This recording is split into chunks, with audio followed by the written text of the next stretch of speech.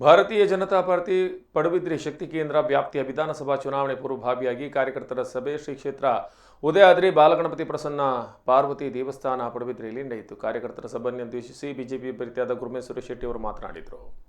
ಕಾಪಿನಲ್ಲಿ ಪತ್ರಿಕಾಗೋಷ್ಠಿಯನ್ನು ನಡೆಸಿದರು. ಮಾಧ್ಯಮ ಮಿತ್ರರೊಂದಿಗೆ ಸಂವಾದವನ್ನು ನಡೆಸಿದ್ದಾರೆ.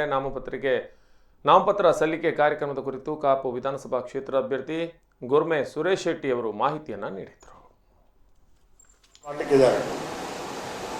ವಿಶೇಷವಾಗಿ ಚುನಾವಣೆ 10 ತಾರೀಕು ಇದ್ರೂ ಕೂಡ ನಾಮಪತ್ರ ಸಲ್ಲಿಕೆ ಅನ್ನೋದು ಅದು ನಾಡ್ದು 17ನೇ ತಾರೀಕು ನಡೆಯಲಿಕ್ಕೆ ಸೋಮವಾರ ಬೆಳಿಗ್ಗೆ 10 ಗಂಟೆಗೆ ಜನಾರ್ದನ ದೇವಸ್ಥಾನದಿಂದ ನಮ್ಮ ಒಂದು ಹಿರಿಯರ ಆಶಯ ಇದೆ. ಸುಮಾರು 25,000 ಜನರು ಇಲ್ಲಿ ಸೇರಿಸಬೇಕು.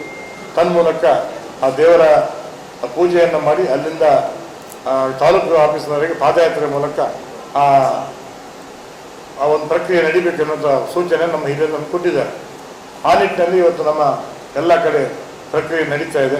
ಹೋದಲ್ಲೆಲ್ಲ ಒಂದು ಒಳ್ಳೆಯ ಪ್ರೋತ್ಸಾಹದಾಯಕ ವಾತಾವರಣ ನಮಗೆ ಕಂಡು ಬರ್ತಾ ಇದೆ.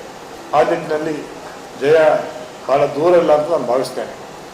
ಮತ್ತು ಅಷ್ಟು ಮಾತ್ರ ಅಲ್ಲ, ಇವತ್ತು ನಮಗೆ ಬೆನ್ನಿಗಿರ್ತಕ್ಕಂಥ ನಮ್ಮ ನರೇಂದ್ರ ಮೋದಿಯವರ ಒಂದಷ್ಟು ಯೋಜನೆಗಳು ಅಂತಾರಾಷ್ಟ್ರೀಯ ಮಟ್ಟದ ಅವರ ಚಿಂತನೆಗಳು ಇದು ನಮಗೆ ಖಂಡಿತವಾಗಿ ನಮ್ಮ ಕೈ ಹಿಡಿದು ಮುನ್ನಡೆಸುವಂಥದ್ದು ನಾನು ಭಾವಿಸ್ತೇನೆ. ಹಾಗೆ ಸ್ಥಳೀಯವಾಗಿ ನಮ್ಮ ಸನ್ಮಾನ್ಯ ಶಾಸಕ ಲಾಲಾಜಿ ಮೆನನ್ ಅವರ 5 ವರ್ಷಗಳಲ್ಲಿ ಸುಮಾರು 3,000 ಕೋಟಿ ಅನುದಾನವನ್ನು ತಂದಿರುವಂಥದ್ದು ಅದು ನಮ್ಮ ಈ ಚುನಾವಣೆಗೆ ಒಂದು ಶ್ರೀರಕ್ಷೆ ಅಂತ ನಾನು ಭಾವಿಸ್ತೇನೆ.